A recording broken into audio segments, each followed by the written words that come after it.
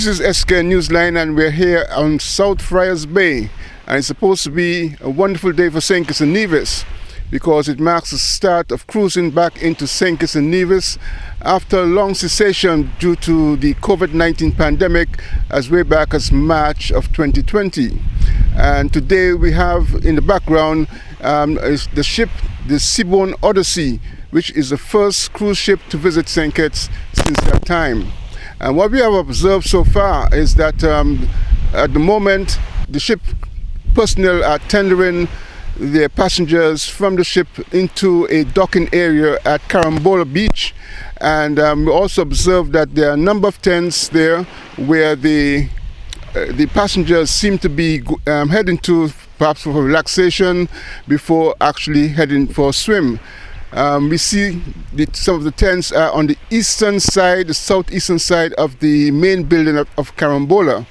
We also observe that there are some local security, some island constables that are on duty.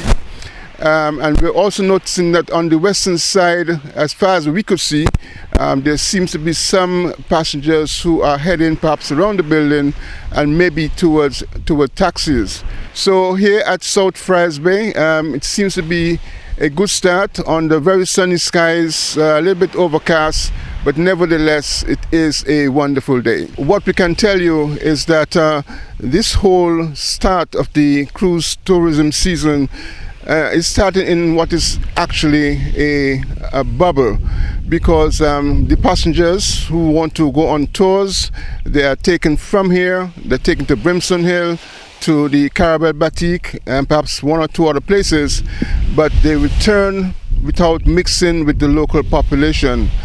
All the persons who are going to be interacting with them have been fully vaccinated according to what the authorities have said.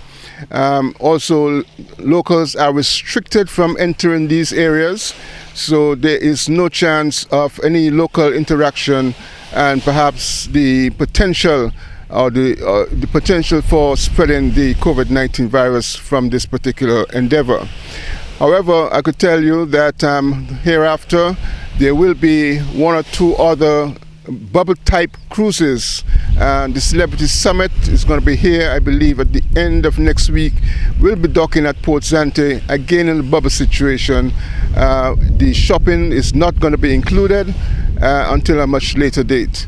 So a cautious start, and we are hoping that everything goes well so that our local vendors and other tourism related operators can get more involved in the return of cruising. This is Glenn Bart reporting for SKN Newsline.